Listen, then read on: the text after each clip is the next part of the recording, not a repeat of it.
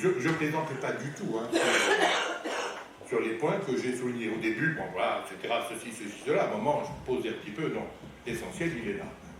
Et donc, utiliser le sport comme média de culture et l'Olympisme comme vecteur d'éducation, c'est pas de la rigolade, c'est du sérieux. Pas toujours facile à faire comprendre, et l'éducation nationale ne connaît pas la culture. C'est dommage. La culture, on n'a pas eu de mal pourtant à faire comprendre le sport avec la directrice des archives du monde du sport. On a du mal à faire comprendre à l'éducation. Et je suis prof de maths, donc voilà, on ne peut pas me dire, voilà, bon, j'ai épousé une artiste, d'accord. Mais mon activité d'enseignement dans les sciences me fait dire que le sport est effectivement un média extraordinaire pour développer la culture générale. Et l'élément le plus fort est la culture scientifique. Donc à Lille, c'était en philosophie, à Paris, c'était la fédération de volley du comité olympique, et à Poitiers, c'était le CRIT, le sport loisir, à l'université de Poitiers. Je l'ai présidé pendant 21 ans, voilà. Et donc j'ai embauché en Claude Planquet. Et ce qui m'embête, c'est que maintenant, il a les cheveux blancs. À l'époque... Donc, continuer à travailler là-dessus pour dire, voilà, c'est très simple. Avec le prof de PS, le prof de maths, le prof de physique, le prof de sciences de la vie, voilà, prenez les élèves. Bien regardez ceux qui sont nuls, regardez-les. Ils vont faire du sport.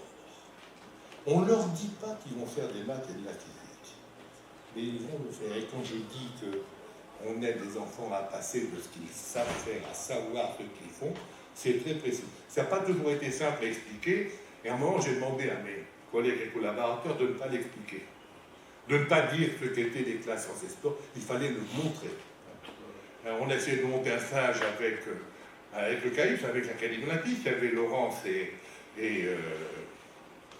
notre championne paralympique, comment déjà Non, je parle de l'époque. Béatrice. Oui, Béatrice, voilà, Béatrice. Donc je l'ai regardé parce qu'il y avait d'autres membres là, il y en avait un qui était prof de physique. Je dis, bon, lui, je m'en fiche, parce que... Donc regardez Laurence et Béatrice, comment ils reçoivent ça. Ils ne sont pas spécialistes de physique, etc. Mais Alain Jacquet a fait un peu un cours de physique. C'est pas simple. On discute entre collègues. Donc, donner les moyens simples pour acquérir cette dimension, ça peut se faire. Et en 2012, j'ai lâché les chiens. On a fait un séminaire à Poitiers, il va maintenant, avec les outils, on peut en parler, on peut le montrer.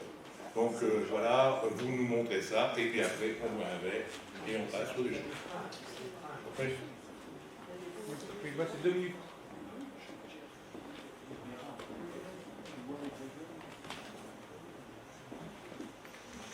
Merci, monsieur Leclerc. Juste, évidemment, pour me présenter, moi je m'appelle Franck, j'ai redoublé ma 3e et ma 1re. Et l'élément gênant pour une classe perd son temps celui des autres.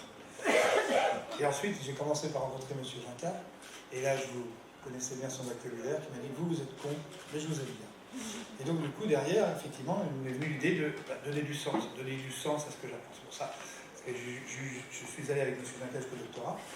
Et donc, pour un mauvais élève, c'est quand même pas mal. Et ce qui fait que finalement, ce que j'attendais, c'est qu'on puisse donner du sens à ce que je devais apprendre. Et donner du sens par le sport, ça c'est intéressant. Parce que si je vis quelque chose, je peux l'expliquer. Et ce qui m'intéresse aussi, c'est d'avoir une vraie démarche ingénieure. Alors là, justement, un petit exemple, on va montrer juste ce qu'on est capable de faire, puisqu'on a changé, on est en train d'évoluer depuis, parce que ce qu'on doit avouer à M. Ginca, qui sont les classes olympiques sciences et sport, les classes sciences et sport maintenant. Mais surtout, c'est qu'on a décidé de faire un travail pluridisciplinaire par du sport, et finalement, ça finit par intéresser tous les autres profs. Ici, un des exemples, ça avait été Bob Beamon, par exemple. Et là, on commence à raconter une histoire. Si on raconte une histoire à des enfants, ils vont écouter. Et on raconte une histoire, surtout, ce prodigieux de Bob Beamon en 1968, et surtout, comment se fait-il qu'il a éclaté le record du monde de 55 cm. Alors, il y a deux solutions pour pouvoir l'expliquer. Soit on va avec moi la minute blonde, on se tord le nez, puis on dit, bah oui, moi je pense que, etc. Et là, on est 66 millions de personnes à pouvoir parler des classes, des différents records. Ou alors, on a une vraie démarche ingénieure, on va analyser, on va mesurer, on va mettre des modèles, et on va réussir effectivement à travailler sur ce domaine.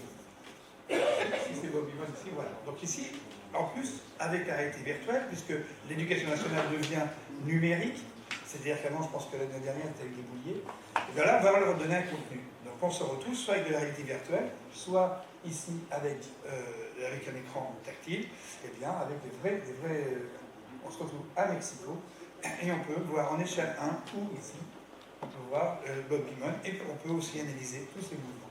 Alors on va juste reprendre, voilà, et là, on va retrouver la notion de barycentre, on va retrouver toutes ces notions-là, on va pouvoir analyser tout ça. Pour aller vite, on va aussi passer, par exemple, un autre exemple qu'on est en train de faire pour les 6e et les 5e, c'est le saut de... Voilà, on analyse tout.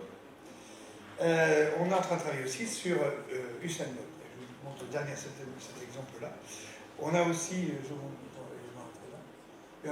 et on a travaillé sur le détente verticale, et avec la réalité virtuelle, vous pouvez vous balader dans le laboratoire de Marais de Meunier, etc., etc. Alors voilà ce qu'on fait avec les gamins. Les gamins, justement, ici, on a numérisé la demi-finale de Bob Beamon, et puis 2 gamines de 6e qui courent très très vite. Et là, vous avez les 2 cours,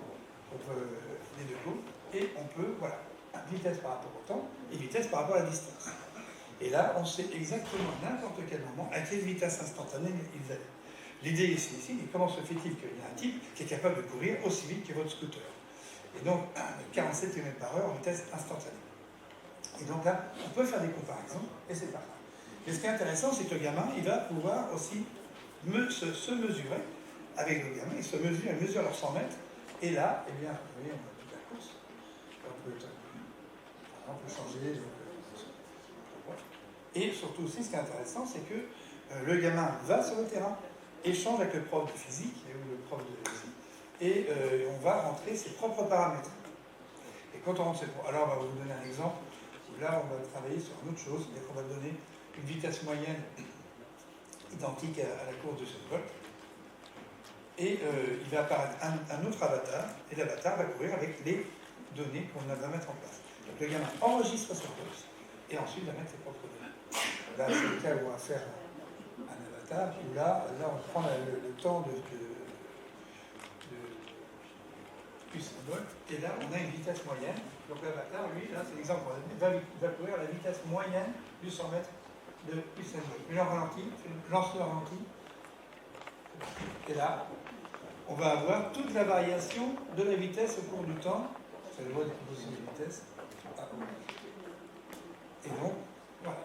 C'est-à-dire que ça va permettre, on voit comment Usain Bolt va revenir, parce qu'il va plus vite. Et ensuite, on voit bien que Usain Bolt va relâcher son effort en demi-finale. Et finalement, il se fait rattraper par le monométre. Et donc, voilà, les gamins peuvent se comparer Usain Bolt. Et donc, c'est parti. C'est-à-dire que le dialogue se fait entre le prof de physique, le prof de PS. On peut justement voir, c'est plus un conglomérat de matière. Donc, à partir de ça, évidemment, nous, on a retrouvé Usain Bolt, on a retrouvé Bob Beamon, on fait des visioconférences avec Bob Beamon. Ce qui veut dire que la prof d'anglais vous dit, mais moi, ça m'intéresse de préparer la visio. Et puis aussi le prof de géographie. Le programme de 3e, 4e, c'est aussi les métropoles, après au Mexico. Et on a toute cette... On a sorti maintenant... On a sorti des cahiers pédagogiques, on est en train d'en sortir par là, et vous verrez. Eh bien, on a toutes les disciplines sont rassemblées. Donc le sport va rassembler tous les contenus de chacune des disciplines. Et là, on commence, donc pour terminer, on commence avec 3 collèges cette année, pour vraiment servir de collège pilote. Mais ensuite, on peut tout envisager, s'amuser même, comme je disais, à se balader dans le laboratoire de Marais de Meunier, et puis étudier ce qu'ils avaient fait en 1800, de mesurer, de travailler sur une plateforme de force. Vous voyez, on est en train de se balader, et là on peut se balader avec des réalités virtuelles. Donc vous voyez, le numérique, la pluridisciplinarité à travers le sport, enfin à partir du sport. J'en ai fini.